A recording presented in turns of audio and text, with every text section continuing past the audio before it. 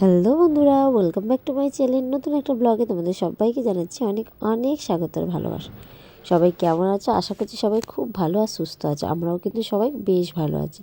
তো যাবো একটা পুজো বাড়ি, ভাবলাম চলো ছোট্ট একটা ভিডিও তোমাদের সাথে শেয়ার করা যায়। তো দেখো, আজকে পুজো বাড়ি যাচ্ছি বলে আমি পরে নিয়েছি একটা শাড়ি, না হলে সচরাচর শাড়িটা একটু কমই পরি।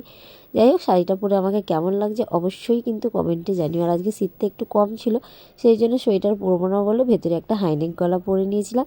আর দুই মেয়েকেও কিন্তু হাইনেক গলা পরিয়ে তার উপরে ফ্রক পরিয়ে দিয়েছিলাম যাতে সোয়েটার পরতে না হয়। আর দেখো, ছোটো রানী অনেকক্ষণ থেকে একা একা জুতো পরার চেষ্টা করছে, কিন্তু কিছুতেই পরতে পারছে না। হাত না লাগিয়ে কি পরা যায়?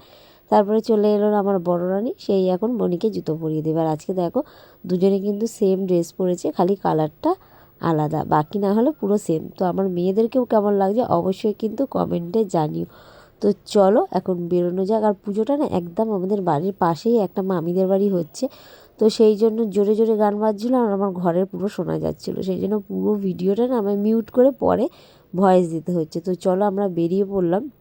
তো আমরা একা যাব না, এখন একটু ওয়েট করব পিয়ালির জন্য। পিয়ালি মানে আমার বান্ধবী আর ওর ছেলে আসবে, তো আমরা একসাথে যাব। তো চলো তারপরে গিয়ে দেখা হচ্ছে।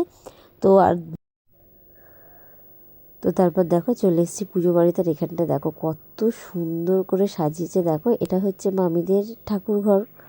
তো এখানে সমস্ত ঠাকুর আছে মামিদের। আর এদিন না ছোট্ট দুটো গোপুসোনাও আছে, দেখো দোলনায় বসে আছে।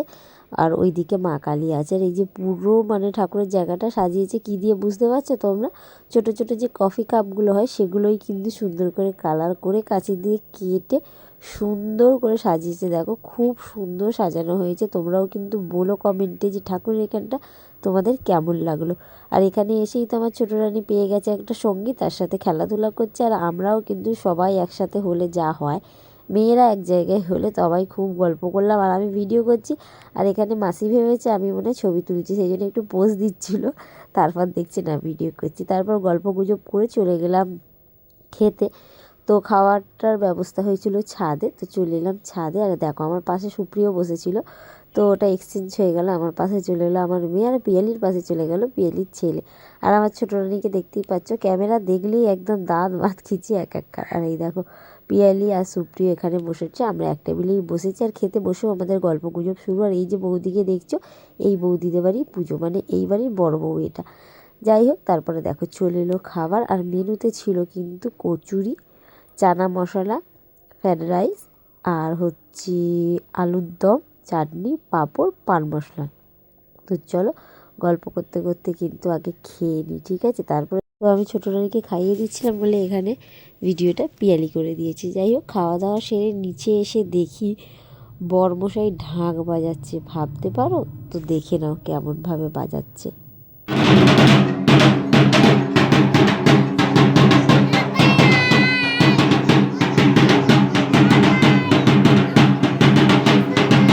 দেখতেই পাচ্ছ আমার বড়মশাই ঢাক বাজাচ্ছে।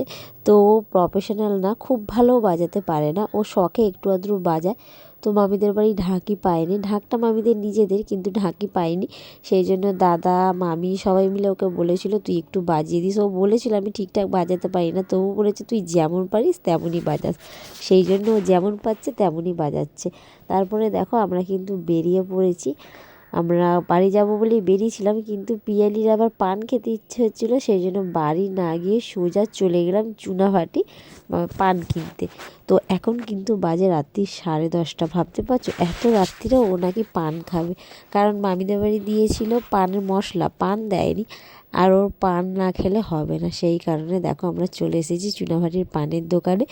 এখানে ও পান খেলো, আমার মেয়ে আর ওর ছেলে, ওরাও কিন্তু মিষ্টি পান খেয়েছিল। আর ছোটো রানীকে দুটো লজেন্স কিনে দিয়েছিল, দিয়ে কিন্তু আমরা আবার হাঁটতে হাঁটতে চলে এসেছিলাম আমাদের বাড়িতে।